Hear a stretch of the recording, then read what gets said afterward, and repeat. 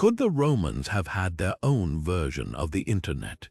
It sounds like something straight out of a science fiction novel, an ancient civilization with a sprawling, high-speed network for sharing information across continents. But when you think about it, Rome wasn't so different from our modern world in one crucial way. It was an empire built on connection. Picture this: a web of stone-paved roads stretching over 53,000 miles, messengers racing on horseback, and bundles of scrolls shuttling between cities like data packets across a digital network. This wasn't just infrastructure, it was the lifeline of an empire that ruled from the misty highlands of Scotland to the sun-baked deserts of Egypt. And that raises a fascinating question: did Rome invent its own kind of internet? We're used to thinking of the internet as a uniquely modern marvel, a product of fiber optic cables and satellites. But what if the Romans cracked the code of long-distance communication 2,000 years before the first computer? Their empire thrived on speed, precision, and control, the same principles that define our digital age. Imagine governors in distant provinces receiving updates from the emperor as quickly as a text message, or merchants tracking shipments across the Mediterranean like we follow packages online. The more you look, the more Rome's system mirrors the logic of the internet, a decentralized, resilient network designed to move information at the speed of empire. So let's unravel this mystery together. Over the next few minutes, we'll explore how Rome's couriers, roads, and even its postal service might have functioned as an ancient blueprint for the internet. We'll sift through the evidence, from the astonishing efficiency of their relay stations to the cryptic clues left behind in wax tablets and crumbling way stations. And by the end, you might just see the past in a whole new light, not as a distant, static world, but as a society every bit as innovative and interconnected as our own. Because if there's one thing history teaches us, it's that human ingenuity doesn't wait for technology. Sometimes it builds the future with stone, ink, and sheer ambition. Ready to dive in, the Roman Empire at its peak was a behemoth, a sprawling patchwork of cultures, languages, and landscapes stitched together under one rule.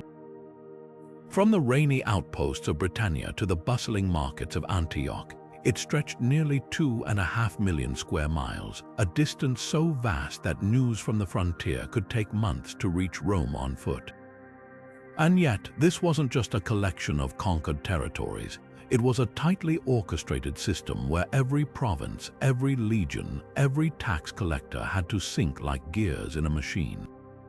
How do you keep an empire that size from unraveling? The answer lies in something we take for granted today: real-time communication. Think about the logistics. A rebellion erupts in Gaul. Rome needs to know before it spreads. A grain shipment rots in an Egyptian harbor. The city's bread supply hangs in the balance. Without instant updates, the empire would have collapsed under its own weight. So the Romans engineered workarounds that, in hindsight, feel eerily modern. Their road network wasn't just for marching legions. It was the empire's broadband, with relay stations placed every 15 to 20 miles where fresh horses and riders stood ready to sprint messages forward like data hopping between servers. Imperial couriers could cover up to 150 miles a day, an ancient version of hitting send and watching your email fly across continents. And here's where the comparison gets striking. Today's internet thrives on nodes and hub cities linked by fiber optic cables, information routed through data centers. Rome had its own nodes, way stations, provincial capitals, and port cities where news converged before shooting off to the next destination. Merchants in Carthage didn't just trade spices, they traded gossip, price lists, and political rumors, creating an informal network as vital as any official dispatch. Even the Cursus Publicus, Rome's state-run postal service, operated on rules that would feel familiar to a modern network engineer. Priority messages got the fastest routes, routine updates moved slower, and everything was logged, checked, and archived. But perhaps the most telling parallel is this. Just as the internet today fuels globalization, Rome's communication web made the Mediterranean feel small. A senator's decree could shape laws in Spain within weeks. Military orders whizzed from the Rhine to the Euphrates with startling efficiency.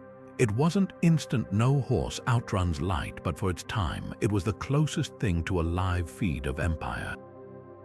The real genius, they built it all without a single line of code, proving that sometimes the most advanced technology isn't made of silicon.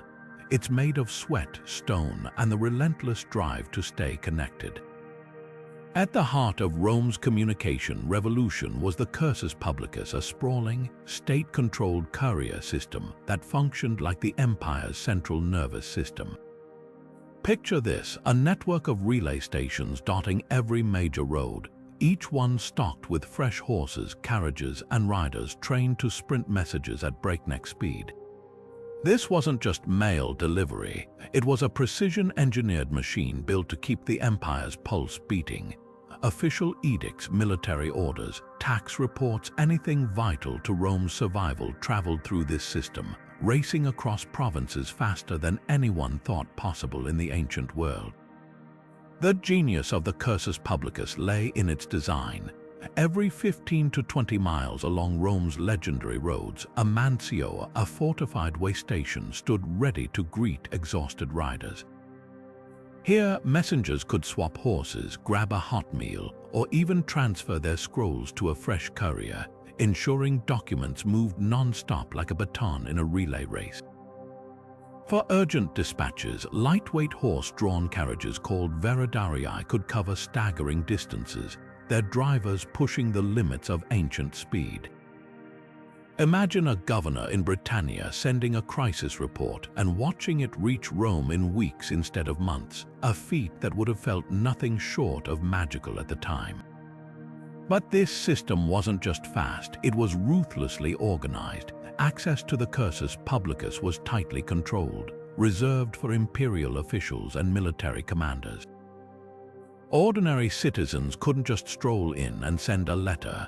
This was the ancient equivalent of a government-encrypted network. Station masters kept meticulous logs, tracking who sent what, when, and by which route. Some surviving wax tablets even show clerks noting delays caused by bad weather or bandits, proving Rome monitored its information flow as closely as a modern IT department tracks server outages. And the scale, unmatched. Major routes like the Via Appia or the Via Augusta weren't just roads, they were information superhighways, their relay stations acting like data hubs where messages could be sorted, redirected, or copied for multiple recipients. One preserved map from the late Empire shows how these routes spiderwebbed from Rome to Antioch, Carthage, and beyond lines of control etched in stone and dirt. When a rebellion flared up in Judea or a harvest failed in Egypt, the Cursus Publicus didn't just carry news. It allowed the empire to react almost in real time, deploying legions or redirecting grain shipments before crises spiraled. What's truly remarkable is how much this system mirrored the logic of today's internet. Messages took the quickest path available, hopping from node to node. High-priority traffic bypassed slower lanes, and just like modern networks, it had vulnerabilities. Bandits could ambush couriers, and corrupt officials sometimes skimmed messages for profit. But when it worked, it knit the empire together in a way no civilization had managed before. For centuries, the Cursus Publicus wasn't just a postal service. It was the glue holding an ancient superpower together, proving that long before fiber optics, humanity had already cracked the code of instant connection. You might be surprised just how fast information could travel in ancient Rome. While they didn't have fiber optics or satellites, their messaging system was shockingly efficient by pre-industrial standards. Take the journey from Rome to Londinium, modern-day London for example. A critical dispatch carried by imperial couriers could cover that distance in as little as 7 to 10 days. That's roughly 200 miles a day, a speed that would have felt revolutionary at the time. To put it in perspective, that same trip on foot would take a typical traveler over a month. Now, let's compare that to our modern internet. Today, an email from Rome to London arrives in milliseconds, literally faster than the blink of an eye. But here's the catch. The Romans weren't just competing against their contemporaries. They were optimizing for an ancient world where distance still meant delay. In that context, their system wasn't just fast, it was the closest thing to broadband. Think of it like dial-up versus streaming. By 1st century standards, Rome's couriers were streaming at high definition while everyone else was still waiting for the modem to connect. The secret relay stations, like data packets hopping between servers, messages would pass from one rider to the next at way stations spaced just a few hours apart. Horses were swapped mid-gallop, documents were handed off without pause, and urgent dispatches got priority lanes. Some routes even had dedicated express services where riders carried sealed imperial scrolls marked with red wax, the ancient equivalent of a high-priority email flagged for immediate attention. This wasn't just mail delivery, it was logistics perfected to near-obsessive levels, but speed wasn't the only parallel. Rome's system also had something eerily similar to bandwidth. The Cursus Publicus prioritized certain messages over others. Military alerts jumped the queue, tax reports moved slower. Just like how your video call gets smoother when your phone pauses background downloads. Even their latency issues feel familiar. Bad weather, bandits, or bureaucratic delays could slow things down, creating ancient versions of buffering. So was it the internet of its time? Not quite, but the principles were uncannily similar. Rome didn't have instant communication, but they hacked the limitations of their era with ruthless efficiency. In a world where most empires crumbled under the weight of their own size, Rome stayed connected not with cables but with horse hooves pounding on stone roads, the original data packets of history. Roman roads weren't just paths for travelers, they were the empire's high-speed data lines, meticulously engineered to keep information flowing at unprecedented speeds. Imagine a network so precisely constructed that even 2,000 years later, some of these roads still lie buried beneath modern highways, their original stones barely worn. The Romans didn't just build roads, they designed them like fiber optic cables, minimizing friction and maximizing efficiency. Each route was leveled, drained, and paved with layers of crushed stone, sand, and mortar, creating surfaces so smooth a horse-drawn carriage could race across them with minimal jostling. This wasn't just about durability, it was about velocity. The genius of Roman road design lay in its consistency. Unlike the winding, uneven paths of earlier civilizations, Rome's roads were straight wherever possible, cutting through hills and bridging rivers to shave off precious miles.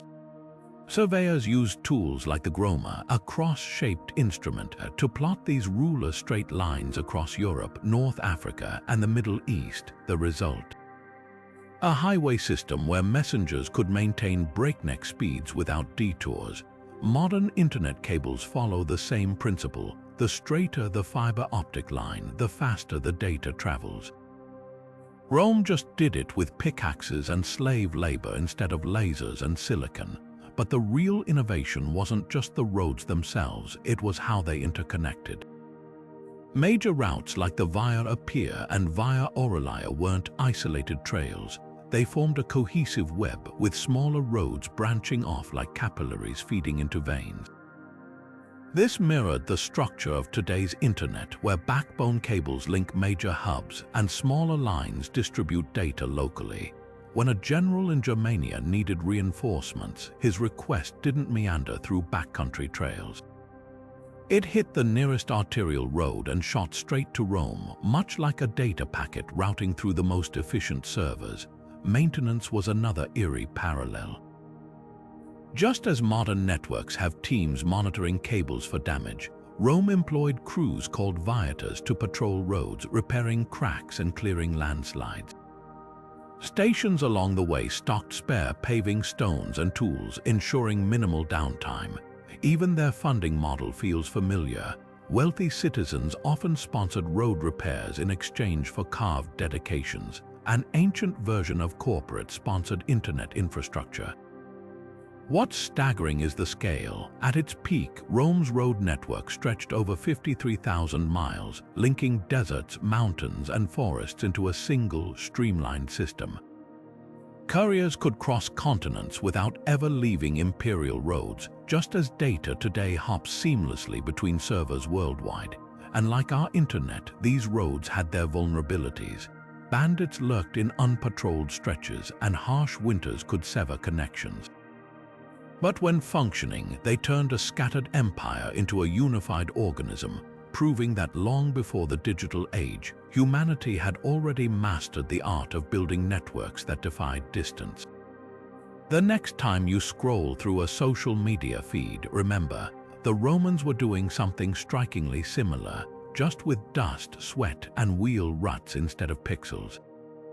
While Rome's couriers raced down stone roads, the military had its own even faster way to move information: smoke, fire, and light. Picture a legion fort perched on the edge of the Rhine watching distant hills. Suddenly, a plume of dark smoke spirals into the sky, followed by 2 quick bursts of flame. Within minutes, every soldier knows enemy troops are crossing the border.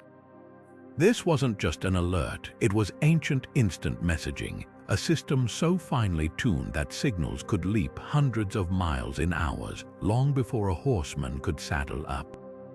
The Roman army didn't just rely on roads, they built a shadow network of towers and high points where sentries stood ready to relay coded messages across vast distances. Beacon fires, polished mirrors flashing sunlight, even colored flags by day, each method had its own protocol, a kind of binary code etched in flame and shadow. When the historian Polybius described how 2 consuls coordinating across Italy could send prearranged signals using combinations of torches, he was essentially documenting an ancient encryption system. A sequence of 3 flashes might mean reinforcements needed, while 5 signaled retreat. In other words, the legions weren't just sending warnings, they were transmitting structured data. Here's where the comparison to modern networks gets fascinating. These signal chains functioned like early packet switching, the same technology that lets the internet break messages into smaller chunks and route them independently. A smoke signal from Hadrian's Wall didn't need to travel physically to Rome. It hopped from tower to tower, each station retransmitting the message forward like a router passing along data. And just as today's networks prioritize critical traffic, military signals overrode everything. A garrison spotting invaders could trigger a cascade of fires across provinces, alerting command centers faster than any courier. But the system had limits. Weather could disrupt signals, fog rendered smoke useless, and rain doused beacon fires. That's why Rome layered its communication methods, much like modern networks build redundancies. If fires failed, riders stood ready. If roads were blocked, ships carried scrolls. The genius wasn't in any single technology, but in the interplay between them, a lesson today's engineers still follow. What's often overlooked is how these signal networks created a shared language of urgency. A flickering torch on a Syrian watchtower meant the same thing as one in Spain, a standardized protocol binding the empire's edges to its heart. In that sense, Rome didn't just invent an early warning system. It built the first empire-wide firewall, constantly scanning for threats and routing updates at the speed of light, or at least the speed of burning pitch. While the Cursus Publicus served as Rome's official communication backbone, another network thrived in the shadows, one built not by emperors but by merchants, bankers, and wealthy families. Enter the tabularii, private couriers who zigzagged across the empire with letters, contracts, and gossip, functioning as the ancient equivalent of encrypted email.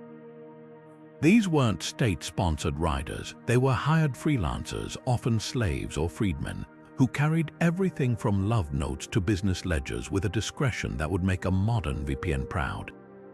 Imagine a wine merchant in Pompeii needing to confirm a shipment with a partner in Carthage.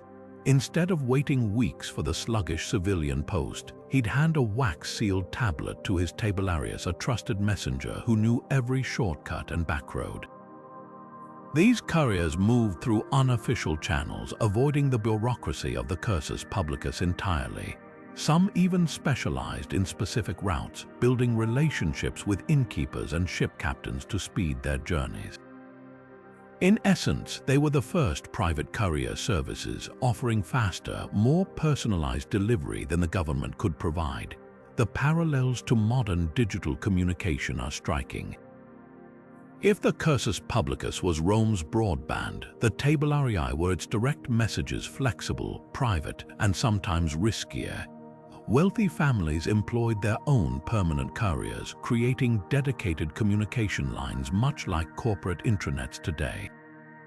Bankers like the Sulpicii, whose archived tablets were found in Pompeii, used tabularii to shuttle loan agreements and interest rates between cities, their speed giving them a competitive edge.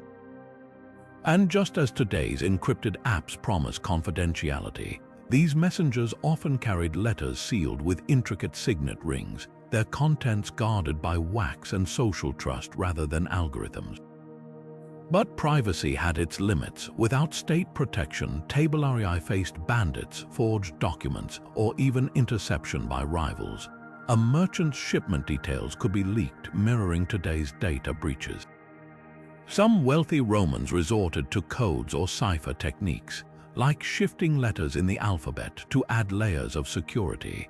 The poet Cicero even complained about his private letters being copied and circulated, proving gossip traveled just as virally in antiquity as it does on social media now. What's remarkable is how these private networks filled gaps the state couldn't.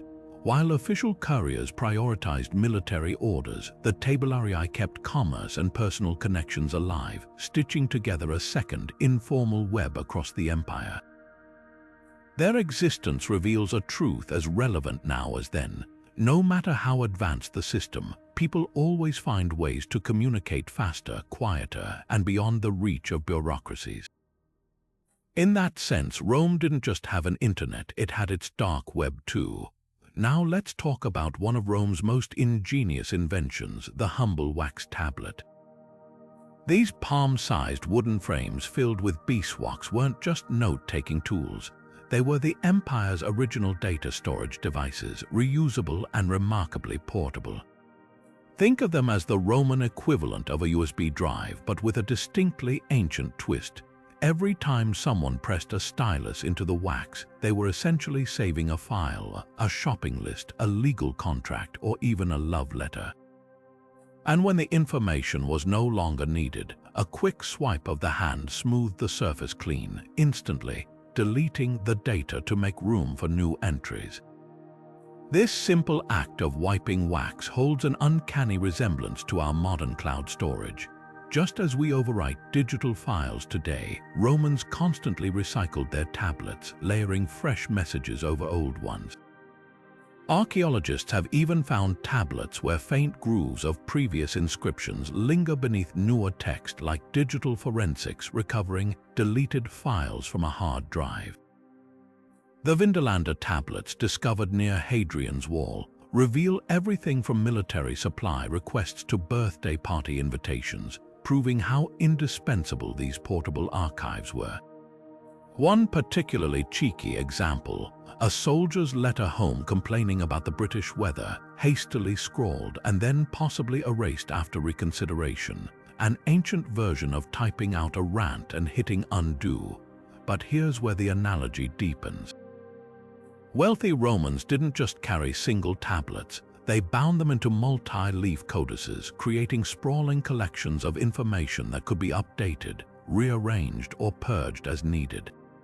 Merchants tracked inventories across provinces, lawyers drafted contracts in layers, and students practiced writing by scratching and resmoothing the wax, each use mirroring how we interact with cloud documents today.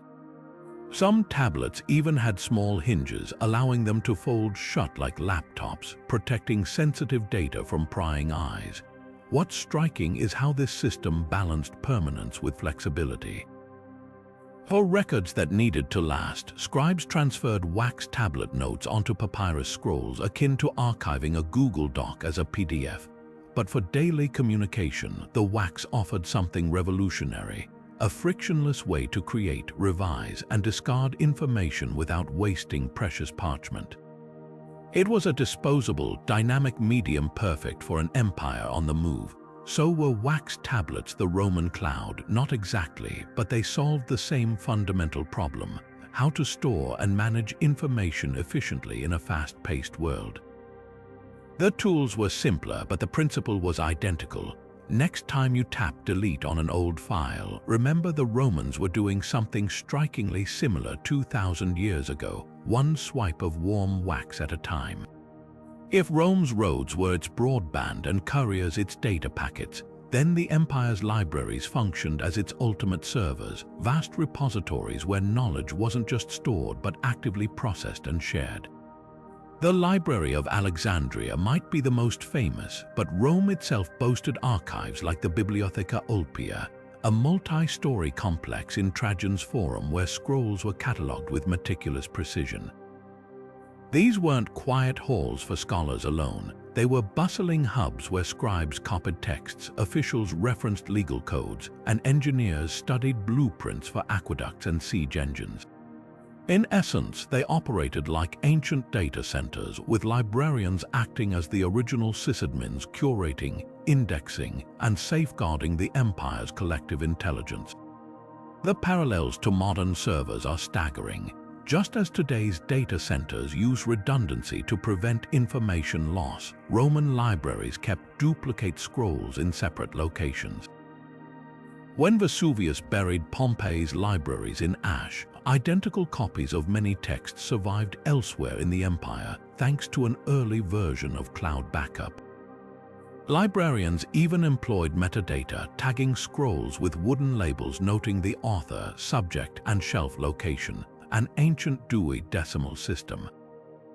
Unlike modern databases, these libraries had user hierarchies. Senators and scholars could access restricted archives, while public reading rooms offered general knowledge to citizens, mirroring today's tiered access permissions. But the real power of these libraries lay in their networking. The Library of Alexandria didn't just hoard scrolls, it actively gathered them, sending agents to scour Mediterranean ports for new texts. Ships docking in Alexandria were reportedly searched for books, which were confiscated, copied, and returned with duplicates, a practice eerily reminiscent of web crawlers indexing online content. Regional libraries, like those in Ephesus or Carthage, synced their holdings through traveling scholars and imperial edicts, creating a distributed knowledge network. When a senator in Rome needed precedent for a legal case, he didn't wait for a courier to fetch a scroll from Alexandria. Local libraries kept mirrors of critical texts, much like content delivery networks cache data closer to users. Yet these ancient data centers had vulnerabilities too. Fire was their version of a server crash. The Library of Alexandria's gradual destruction erased swaths of knowledge irrecoverably. And without digital backups, a single conquest could wipe out centuries of scrolls, as when Roman troops accidentally torched the Library of Pergamum. But for all their fragility, these institutions achieved something profound. They turned scattered knowledge into a shared resource, proving that long before servers, humanity understood the power of centralizing information. The next time you search a database or stream a lecture, remember, you're using an idea as old as Rome, just without the dust and papyrus. Every morning in ancient Rome, citizens would gather around whitewashed boards in the Forum to read the latest imperial decrees, court verdicts, and even scandalous gossip, all carefully chiseled into stone or metal by official scribes. These were the Acta Diurna, the world's first daily news bulletin, and they functioned like a primitive but strikingly familiar social media feed. The name translates to daily acts, but think of them less as dry government records and more as a live, updating timeline of empire-wide events. Births, deaths, military victories, gladiator match results. If it happened in Rome, it likely appeared here, etched for public consumption. What made the acta diurna revolutionary wasn't just its existence, but how it spread. Wealthy Romans dispatched slaves to copy these bulletins by hand, then sent the transcripts to friends in distant provinces or read them aloud at dinner parties. Sound familiar? It's the ancient equivalent of screenshotting a tweet and DMing it to your group chat. Senators might receive scrolls packed with weeks' worth of acta updates, letting them stay informed even from their country villas, a subscription news service centuries before newspapers existed. And just like modern social media, the acta had a way of amplifying certain stories. A juicy trial or a particularly brutal gladiator fight could dominate the carvings for days, fueling public debate across the empire. But here's where the parallels get eerie. The acta diurna weren't just top-down propaganda, they reflected a two-way flow of information.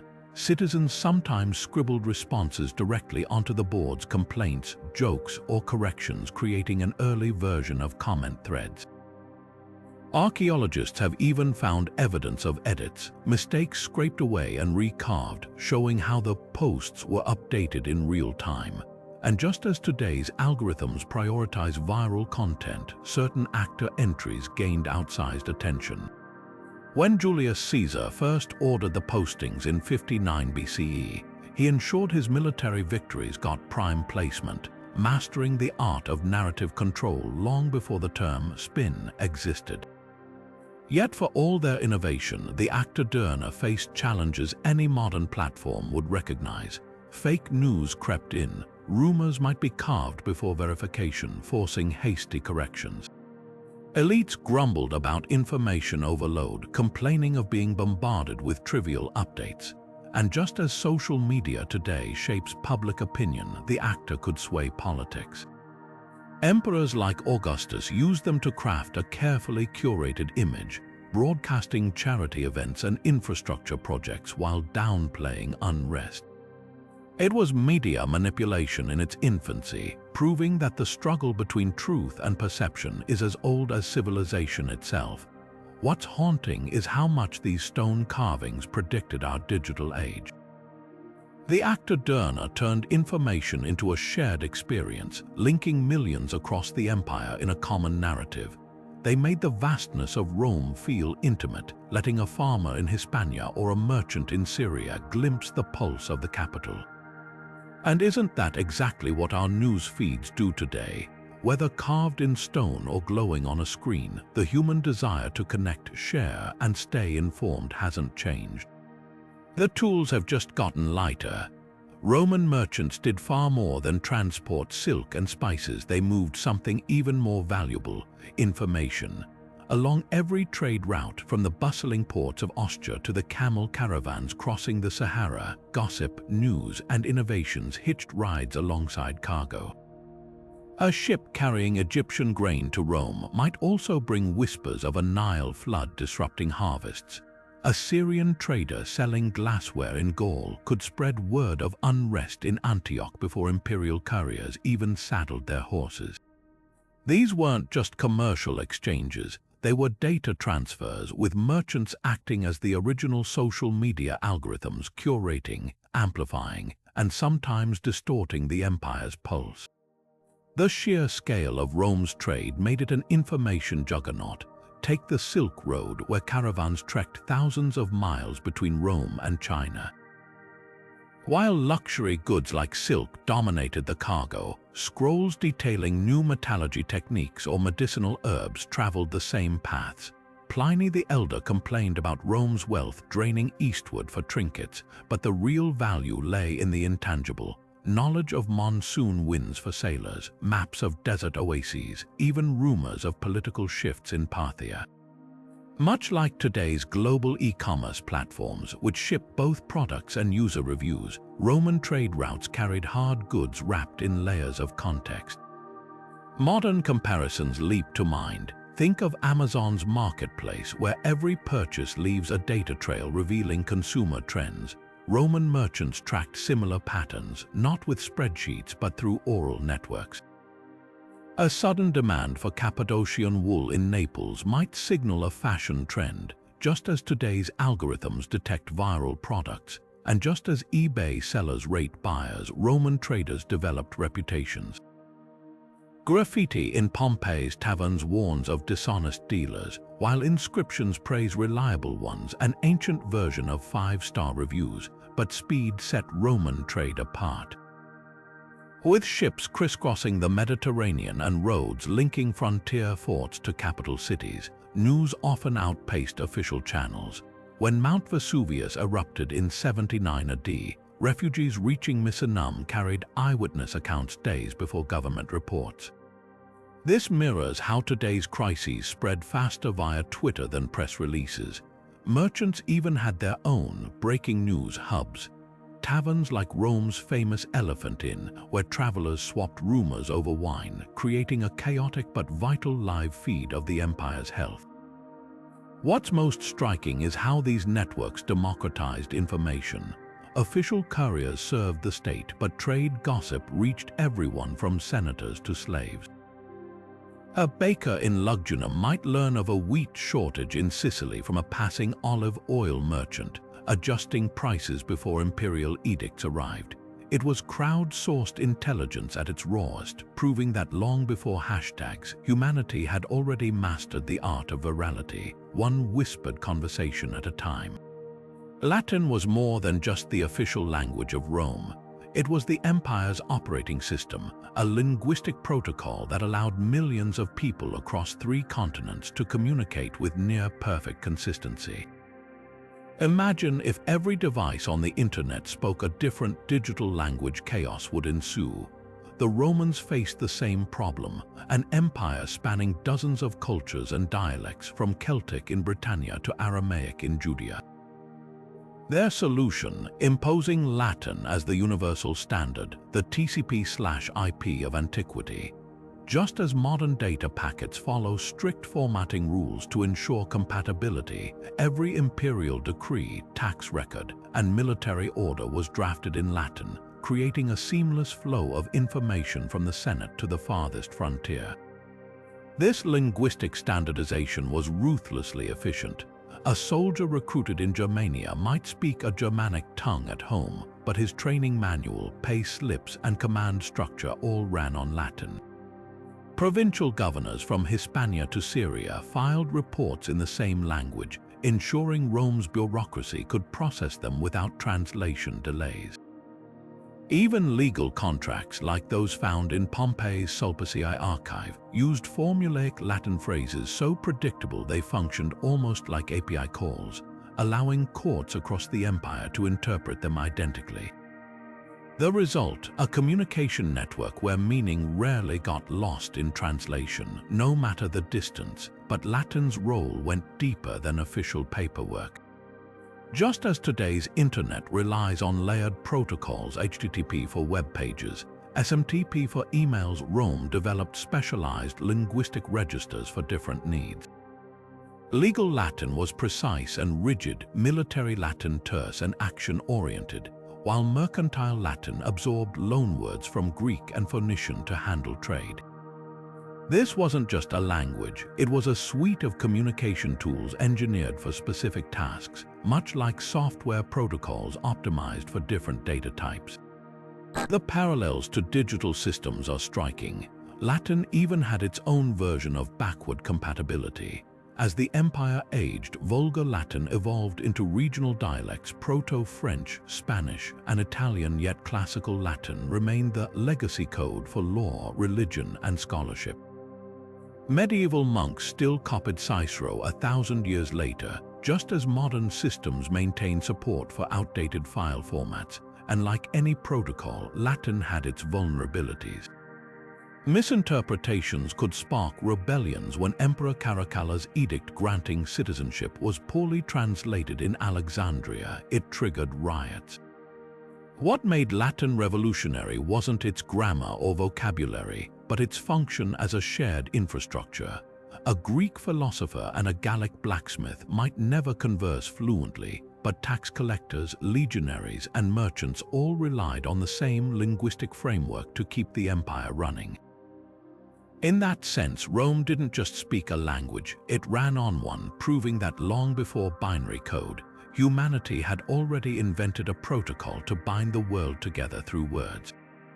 Julius Caesar didn't just conquer Gaul, he revolutionized how Rome kept its secrets.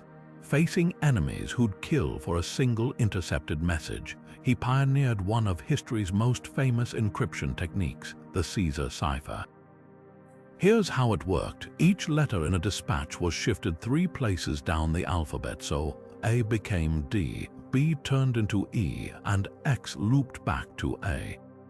To anyone intercepting the scroll, it looked like gibberish, but to a Roman officer holding the key, instant decryption. This wasn't just clever, it was the ancient world's equivalent of end-to-end encryption, a cryptographic shield protecting everything from battle plans to assassination warnings. The brilliance of the Caesar cipher lay in its simplicity. Unlike modern algorithms requiring supercomputers to crack, this system could be taught to any legionary in minutes, no technology needed. Commanders wrote the original message, scribes encoded it, and couriers carried the scrambled text knowing it was useless if captured. Even if enemies suspected ciphering, cracking it without the key required exhausting trial and error, buying Rome precious time. Historians suspect Caesar adjusted the shift value occasionally, creating custom passwords for different campaigns. Imagine a general in Germania receiving a message with a 5-letter shift while his colleague in Judea used 2, an early form of multi-factor authentication. But Rome's cryptography didn't stop there. They layered physical security with digital-like complexity. Vital messages were often written in sign pennies without feathers, meaning the stylus left no visible marks on wax tablets until heat or special treatment revealed them. Others used acrostics, where the first letters of each line spelled a hidden directive. One recovered tablet from Vindolanda appears to embed troop movements within an innocent-looking inventory list, a tactic eerily similar to modern steganography, hiding data in image files. The stakes were shockingly modern too. When Cicero's letters were intercepted during a political crisis, his rivals passed them for coded phrases, sparking Rome's equivalent of a data breach. Emperors like Augustus employed trusted cryptographers called notarii to handle sensitive correspondence, mirroring today's cybersecurity teams. Even Rome's enemies adapted. When Germanic tribes learned to crack basic ciphers, Roman spies began embedding false messages as honeypots to mislead them. What's remarkable is how these methods mirror our digital safeguards. The Caesar cipher's letter-shifting parallels modern substitution ciphers used in HTTPS protocols. Sign pennies anticipation invisible ink foreshadowed encrypted data packets that only reveal contents when decrypted, and Rome's constant cat and mouse game with codebreakers.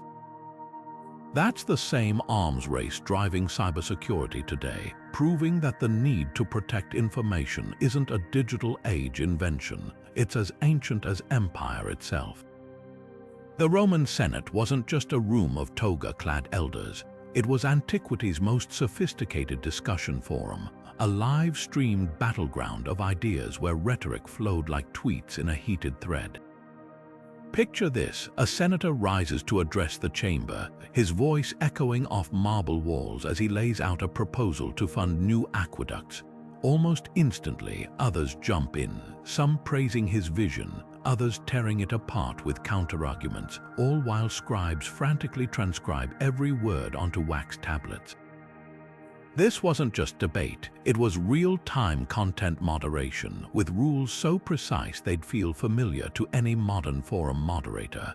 What made these sessions mirror online discussions was their structured cadence. Like posts in a threaded Reddit debate, speeches followed strict protocols. Senior senators spoke first, the original, upvoted comments, while junior members waited their turn, akin to replies nested deeper in a chain. Cicero's letters even revealed tactics for bumping topics. If a speaker wanted to revive an old issue, he'd tie it to current events, just like tagging a dormant thread with "update new evidence." And just as forums have moderators, the presiding consul could cut off rambling speakers with a curt dixisti, Latin for "you've said enough," the ancient version of locking a contentious thread. But the parallels go deeper. Senators didn't just argue, they weaponized information. When Julius Caesar read aloud a private letter from his rival Cotto during a debate, twisting its meaning for maximum drama, it was the first-century equivalent of screenshotting a DM and posting it out of context. Political factions operated like modern subreddits, clustering around leaders like Pompey or Crassus, while independent thinkers played the role of rogue posters, derailing consensus with provocative takes. And just as online debates spawned side arguments, transcripts show how Roman discussions often veered off topic. One debate on grain subsidies devolved into a shouting match about gladiator bribes. Yet for all the chaos, the system had genius safeguards. Unlike today's anonymous trolls, every senator's words were publicly recorded, creating accountability through sheer transparency. Major speeches circulated beyond the chamber, copied onto papyrus scrolls, and shipped to provinces, a viral post spreading across the empire's feed. Even the seating arrangement mirrored algorithm-driven visibility. Front row spots went to the most influential speakers, ensuring their content got prime attention, while backbenchers had to shout louder to be heard. The real surprise, some debates lasted centuries. Discussions about land reform or taxation might stall for years, only to resurface with new players adding fresh comments. Proof that whether carved in marble or typed on screens, human discourse follows the same rhythms. Next time you scroll through a heated Twitter thread, remember, the Romans were there first, just with fewer emojis and more daggers. Beneath the marble halls and imperial decrees, Rome's communication network relied on an invisible workforce, educated slaves who copied, sorted, and relayed messages with ruthless efficiency. These weren't just menial laborers, they were highly trained scribes, secretaries, and archivists, many of them Greek or Syrian, who functioned as the empire's human routers. Stationed in libraries, government offices, and wealthy households, they passed incoming scrolls, made duplicates, and routed them to the next destination, sometimes even summarizing or translating content along the way. In essence, they were the living algorithms of antiquity, processing information flows with a precision that kept the empire's vast bureaucracy humming. The comparison to modern network routers isn't just metaphorical. Like routers deciding which data packets to prioritize, these slaves determined which messages required immediate attention and which could wait. A tax report from Gaul might be copied and sent straight to the treasury, while a poet's draft could linger for weeks. Some, like Cicero's secretary Tiro, inventor of the first Latin shorthand system, even developed protocols to compress speech into symbols, effectively zipping data for faster transmission. Wealthy households employed teams of these literate slaves, creating private networks where business deals, gossip, and political strategies bounced between villas like emails CC'd to distribution lists. But this system came with a moral cost. These slaves were often taken as war captives, their education repurposed to serve the empire that had conquered their homelands. The very people facilitating Rome's connectivity were denied any real agency within it.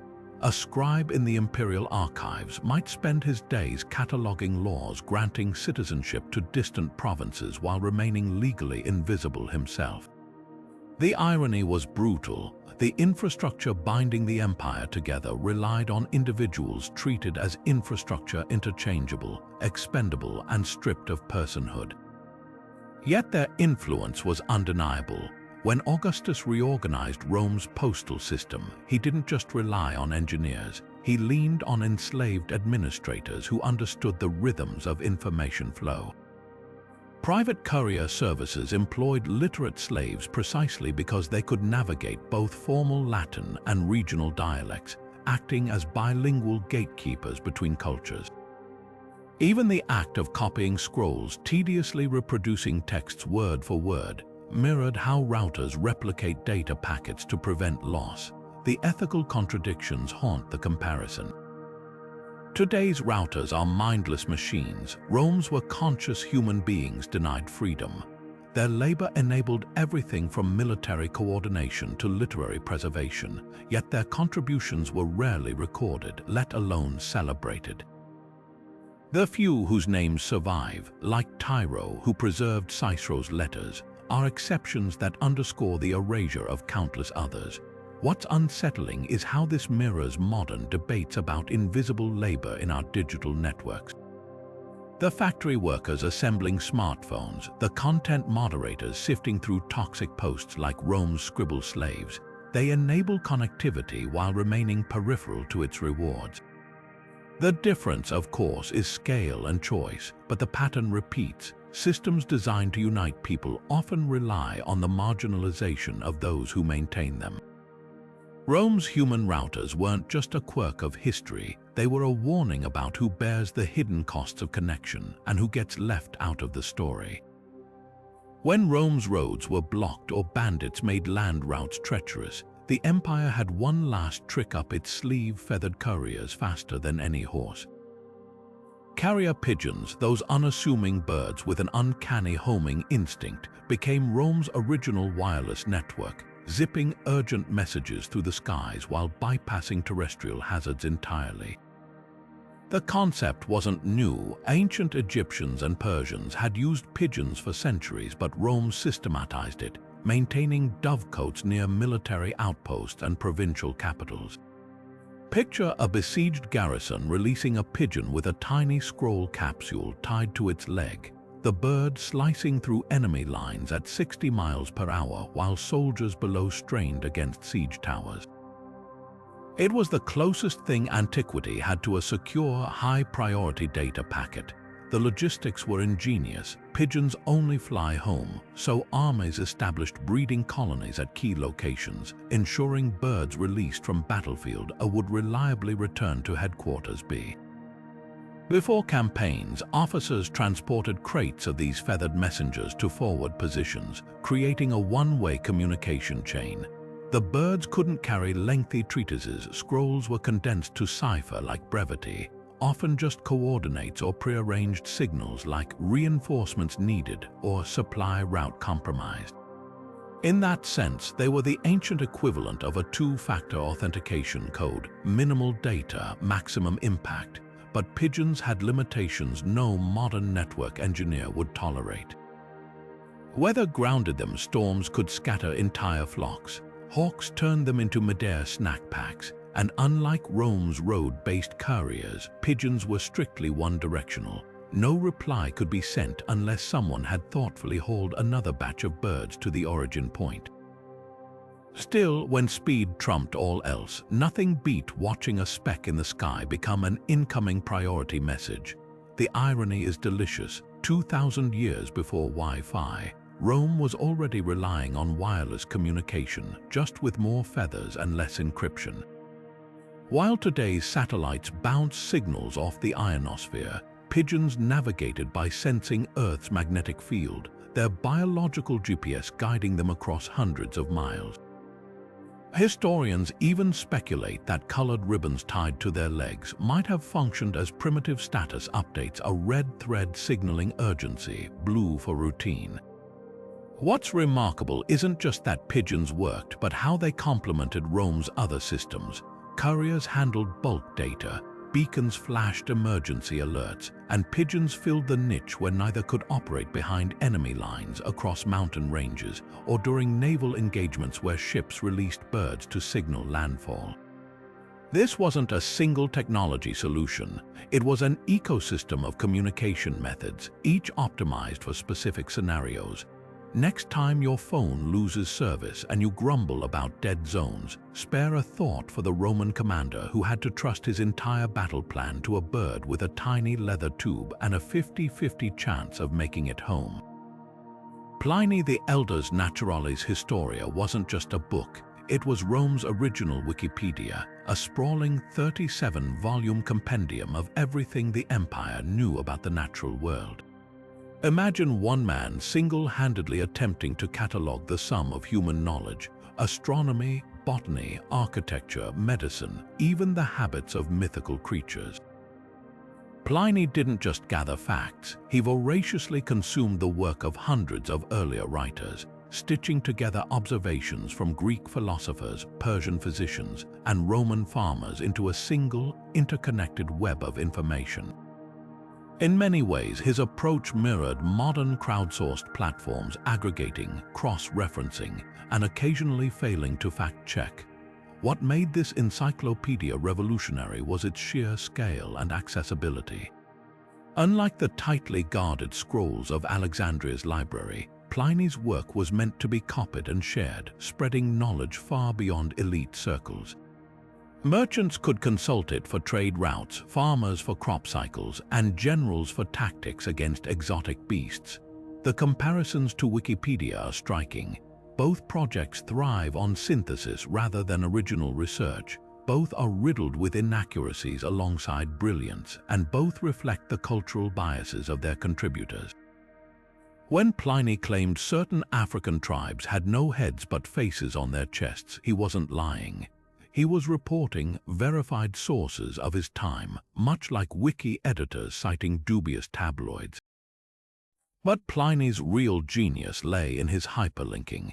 His chapters constantly reference each other, creating a navigational web where a passage on medicinal herbs might direct readers to related entries on climate or geology. This wasn't just organization, it was an early form of knowledge mapping, revealing hidden connections between disciplines. Modern scholars have even reconstructed his citation tree, showing how certain sources like Aristotle or Cotto branch across volumes, an analog version of tracking backlinks to gauge a web page's credibility. Yet the Historia had limits Pliny himself would have recognized. Drowning under the weight of unverified claims, he famously wrote, "The only certainty is that nothing is certain," a disclaimer any Wikipedia admin might echo after patrolling edit wars. His work also suffered from single-point vulnerability. When Vesuvius erupted in 79 AD, Pliny rushed toward the disaster to observe it firsthand and perished, leaving no successor to update his masterwork. Subsequent copies accumulated errors with each transcription, like a game of telephone across centuries. Despite its flaws, the Naturalis Historia shaped Western thought for 1500 years. Medieval monks treated it as gospel, Renaissance artists mined it for symbolism, and Enlightenment scientists debated its wilder claims. In that sense, Pliny built something far more enduring than a static reference. He created a living tradition of collective knowledge, one that foreshadowed our own age of information overload and endless revision. The next time you dive into a Wikipedia rabbit hole, remember, you're walking a path first paved by a Roman polymath who thought dragon anatomy was worth documenting. Rome's information highways didn't just move messages, they pumped silver and grain through the veins of an empire, transforming commerce into something startlingly modern. Picture a merchant in Alexandria checking prices for Spanish olive oil before placing an order, his decision shaped by dispatches that arrived weeks earlier than his competitors' intel. Or a tax collector in Syria adjusting tribute demands based on harvest reports from Gaul, squeezing revenue from provinces with surgical precision. This wasn't just communication. It was economic warfare waged with speed as the ultimate weapon. The empire's ability to gather, process, and act on data gave it an edge no rival civilization could match, an ancient version of algorithmic trading where the fastest courier won. Take the Annona, Rome's gargantuan grain supply system. Every month, fleets hauled millions of bushels from Egypt and North Africa to feed the capital's million-strong population. But without real-time updates on storms, pirate raids, or local harvests, the system would have collapsed into chaos. Instead, the Cursus Publicus and merchant networks created a primitive commodity market. Officials in Ostia tracked ship movements like modern logistics dashboards, rerouting vessels based on incoming dispatches. When a drought struck Egypt in 68 AD, Rome knew within weeks, not years, diverting shipments from Sardinia to offset the shortfall. The speed of these adjustments meant the difference between a manageable price hike and mass starvation, proving that information latency had life or death consequences long before stock tickers existed. Taxation reveals another eerie parallel to digital age efficiencies. Roman governors didn't wait for annual audits. They received quarterly summaries from provincial accountants, their clerks cross-referencing records against central archives. Surviving tablets from Pompeii show wine merchants disputing tariffs with receipts stamped by customs agents, a paper trail as meticulous as any blockchain ledger. And just as today's governments use big data to pinpoint tax evasion, Rome deployed frumentarii, imperial agents who sniffed out undeclared income by comparing local gossip with official tallies. One tablet from Vindolanda even records a soldier's complaint about his pay being docked for lost equipment he'd never received, hinting at a bureaucracy so interconnected it could micro-adjust salaries across thousands of miles. The real game changer was how Rome's network empowered small businesses. A potter in southern Gaul could replicate designs popular in Rome because traders carried sketches and samples at speeds previously unimaginable. Bankers like the Sulpicii in Pompeii offered loans with interest rates calibrated to shipping risks reported by their own couriers, an early version of credit scoring based on real-time data. Even counterfeiters benefited. Archaeologists find fake Egyptian glassware stamped with Alexandria export grade in backwater markets, proving knockoffs spread as fast as genuine trends. Yet this system had vulnerabilities that echo modern cyber risks. When the Emperor Nero debased Rome's currency in 64 AD, merchants in Antioch raised prices within days, their networks transmitting the inflation shockwave faster than official decrees could explain it. Bandits ambushing couriers near the Alps could trigger panic in Roman markets, much like today's oil prices spike on pipeline sabotage rumors. And just as hackers exploit data lags in high-frequency trading, smugglers bribed officials to delay competitor shipments, gaming the system by slowing rivals' information flow. What's undeniable is how Rome's proto-internet multiplied economic velocity. A dinar spent in Carthage could ripple through the empire faster than the wine it bought, financing mines in Hispania, paying legionaries on the Danube, and funding marble quarries in Greece before returning as taxes. This liquidity machine, powered by information speed, let Rome operate at a scale no empire had sustained before. The lesson for our digital age: whether your packets travel on stone roads or fiber optic cables, the principle remains: he who controls the flow of data controls the wealth of nations. For all its sophistication, Rome's communication network was far from perfect, especially if you weren't wearing a senator's toga. While imperial couriers could dash 150 miles a day, civilians often waited weeks for letters, their personal messages shoved to the back of the queue like low-priority emails in an overloaded inbox. A merchant in Hispania might send a marriage proposal to his beloved in Corinth, only to receive her reply and their firstborn child around the same time. The system wasn't built for speed, it was built for control, prioritizing state secrets over love notes and tax rolls over poetry. And then there were the bandits. Rome's roads may have been engineering marvels, but they were also hunting grounds for highwaymen who knew exactly where to ambush couriers. A single well-placed rock slide could sever the empire's information flow for days, leaving governors blind to rebellions and merchants clueless about price crashes. Even the mighty Cursus Publicus had bottlenecks. Mountain passes like the Cilician Gates became notorious choke points where entire convoys vanished, their scrolls either burned or sold to the highest bidder. It's a stark reminder: no matter how advanced the network, physical infrastructure has always been its weakest link. The most glaring flaw, though, was access. This wasn't an internet for the masses, it was a gated community where admission required wealth or status. Ordinary citizens couldn't just stroll into a relay station and send a message. The Cursus Publicus was strictly government property, guarded like a military secret. Even wealthy landowners had to bribe officials to sneak private letters onto official couriers, a practice so common that emperors periodically cracked down on it. The result, a two-tiered system where elites enjoyed near real-time updates while peasants relied on rumor and hearsay, their news traveling at the speed of a donkey cart. Weather added another layer of chaos. Winter storms transformed the Alps into message graveyards with snowdrift swallowing riders whole. Summer droughts dried up rivers, stranding ships loaded with vital dispatches. Pliny the Younger once complained that a single rainy season delayed his legal documents for months, leaving him powerless to stop a rival from seizing his estate.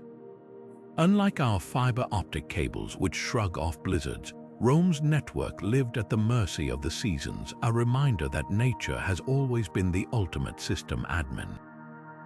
Perhaps the cruelest limitation was fragility. When the Western Empire crumbled in the 5th century, its communication web unraveled almost overnight. Barbarian tribes didn't just sack cities, they burned way stations, slaughtered couriers, and let roads fade into footpaths. Within decades, Europe's information highways became overgrown relics, their carefully maintained relay stations collapsing into ruins. The lesson: every network, no matter how brilliant, is only as strong as the civilization that maintains it. Rome's internet didn't fail because the technology was flawed. It failed because empires, like all human creations, are temporary. And that's the humbling truth lurking beneath every byte of data we send today. Rome wasn't the only ancient empire to master long-distance communication, far from it. The Persian Royal Road, stretching over 1,600 miles from Susa to Sardis, was a marvel of its time, with relay stations and couriers who could traverse its length in just 7 days. But while Rome's system was decentralized, designed to flex and adapt like a modern mesh network, the Royal Road operated more like a single, rigid cable. Messages traveled linearly from point A to B with no branching paths or redundancy. If bandits cut the route near Babylon, the entire system stalled until repairs were made, a vulnerability Rome's sprawling web of roads simply didn't share. Then there's the Inca Empire, whose quipu chords, knotted strings recording everything from tax records to epic poetry, functioned as a kind of analog database. Unlike Roman scrolls, which stored information in written words, quipus encoded data in the spacing, color, and type of knots, creating a three-dimensional language that could be read by trained interpreters. In some ways, this was even more efficient than Rome's wax tablets. Quipus were lightweight, durable, and could be updated by adding new knots, but they had one critical flaw. Without the quipucamaiocs, the specialists who memorized their codes, the strings were as cryptic as an unplugged hard drive. Rome's Latin, by contrast, was designed for universal comprehension among officials, making its system far more scalable. China's imperial courier system, perfected centuries later under the Han Dynasty, might be the closest rival to Rome's network. With relay stations every 20 miles and a hierarchy of messengers, some on foot, others on horseback, it mirrored the Cursus Publicus in both speed and organization.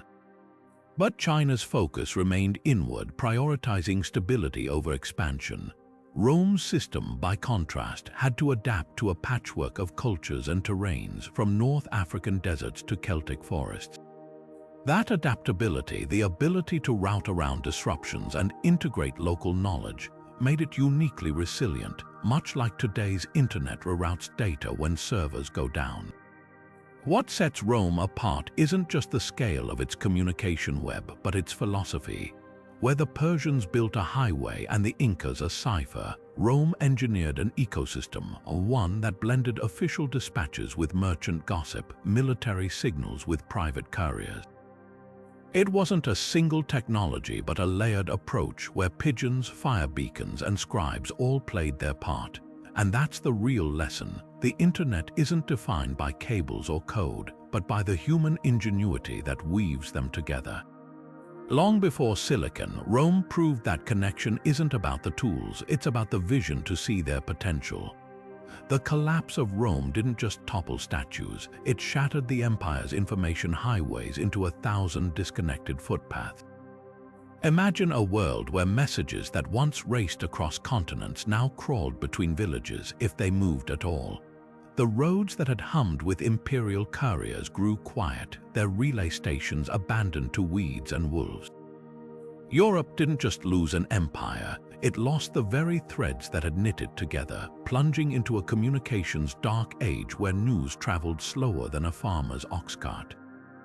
For centuries after Rome's fall, the continent fractured into isolated pockets of knowledge. Where governors had once received updates from distant provinces in weeks, kings now waited months to learn of invasions if they learned at all. The Venerable Bede, writing in 8th century England, lamented that even basic histories of neighboring kingdoms were guesswork, pieced together from half-remembered tales. This wasn't just a step backward, it was a systems crash. The Cursus Publicus, with its meticulously logged way stations, gave way to ad hoc messengers who might vanish into forest ambushes or drown crossing unbridged rivers.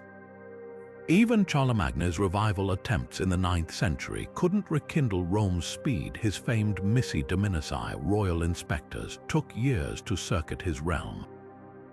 The scale of regression was staggering. Roman roads, once maintained like data cables, became overgrown relics. A shipment of olive oil that might have taken 30 days from Hispania to Rome under the empire now took half a year if it arrived at all.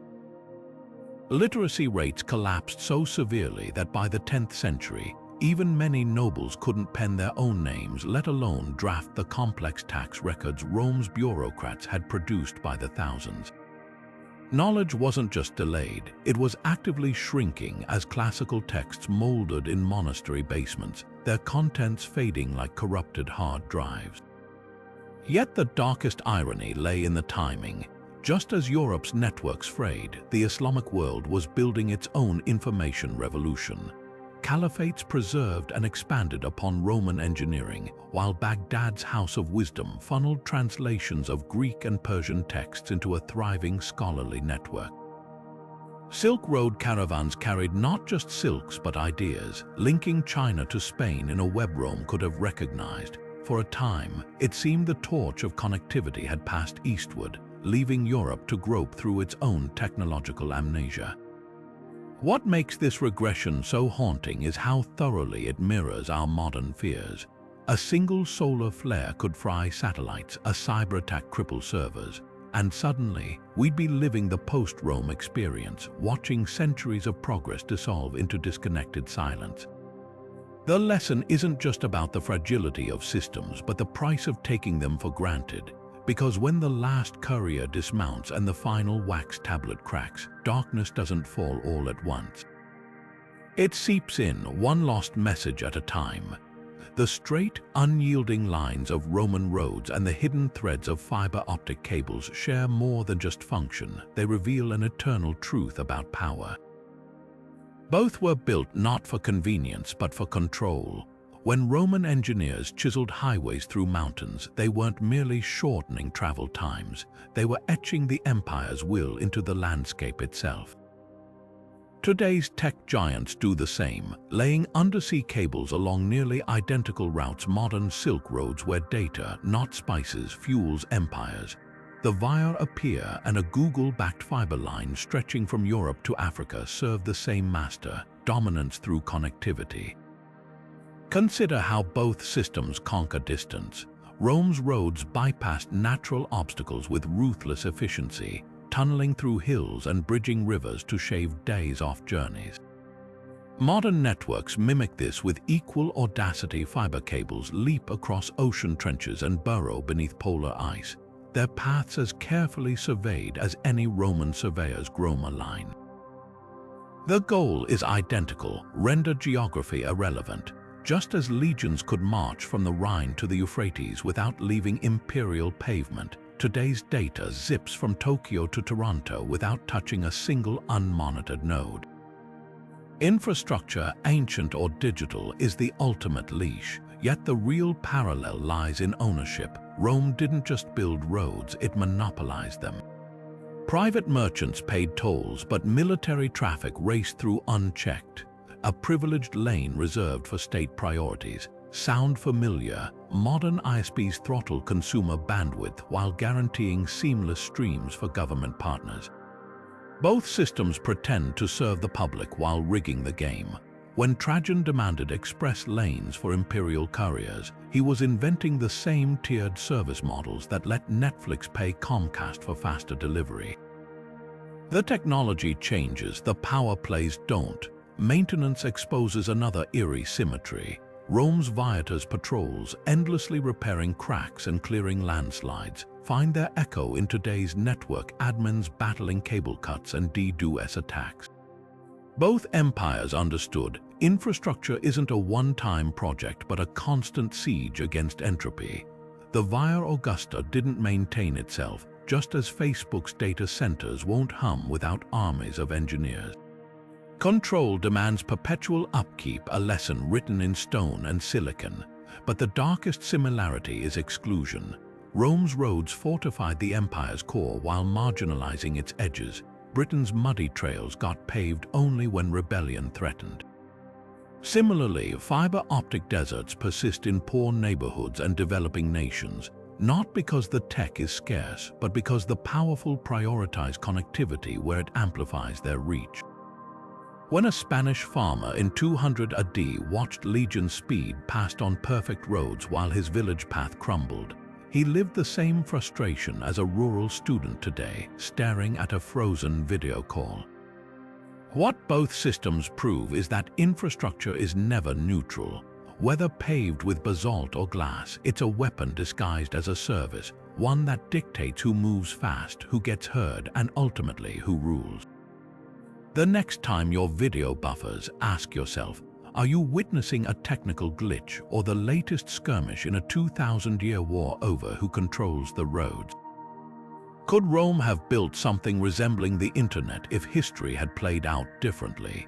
It's a tantalizing thought experiment, especially when you consider the empire's relentless drive for connectivity and the sparks of technological brilliance flickering at its edges. Take Hero of Alexandria, the first-century engineer whose inventions read like a blueprint for a society on the verge of digital revolution. His Eolipile, a primitive steam engine, proved he understood principles of pressure and mechanics that wouldn't be fully harnessed for another 1,800 years. Then there's his automatic temple doors, powered by heat and hydraulics, a crude but functional example of sensor-triggered automation. If Rome had nurtured these innovations rather than treating them as curiosities, might Mediterranean workshops have given birth to mechanical computation or even early networking? The missing ingredient wasn't vision but context. Rome excelled at macro-engineering roads, aqueducts, centralized bureaucracies, yet showed little interest in miniaturization or abstract computation. Unlike China's Han Dynasty, where intricate clockwork mechanisms tracked celestial movements, Roman technology prioritized immediate, tangible utility. But imagine if they'd paired their administrative genius with Hero's mechanical flair. Picture imperial scribes using geared devices to tabulate taxes instead of abacuses, or signal towers equipped with rotating coded shutters for optical data transmission. Given another century of stable innovation, Rome might have developed a proto-telegraph network spanning its provinces, a physical internet of levers, pulleys, and steam. What truly haunts this hypothetical scenario is the empire's latent potential for standardization. Rome didn't just build roads, it enforced universal widths, milestones, and signage, an ancient equivalent of TCP/IP protocols ensuring compatibility across nodes. Their obsession with archival systems, from military rosters to tax ledgers, mirrors modern database architecture. Had some Alexandrian thinker recognized that information could flow as predictably as water in an aqueduct, the leap from scrolls to symbolic data transmission might not have seemed so vast. The tragic irony, many of Hero's designs were preserved in Byzantine manuscripts but treated as novelty rather than foundation, lost opportunities scattered like unconnected servers across the centuries. The deeper question isn't whether Rome could have invented the internet, but why its technological culture never demanded to. Unlike our era, where commerce drives relentless innovation, Roman elites viewed engineering as a tool for dominance rather than disruption. Their world didn't need instantaneous communication because power moved at the speed of legions, not microchips.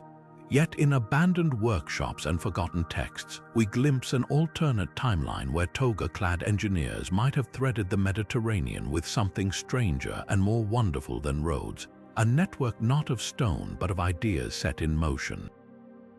Rome's rise and fall hold up a mirror to our digital age, one that reflects unsettling truths about how empires, ancient or algorithmic, wrestle with the same eternal dilemma: how to stay connected without collapsing under the weight of their own networks.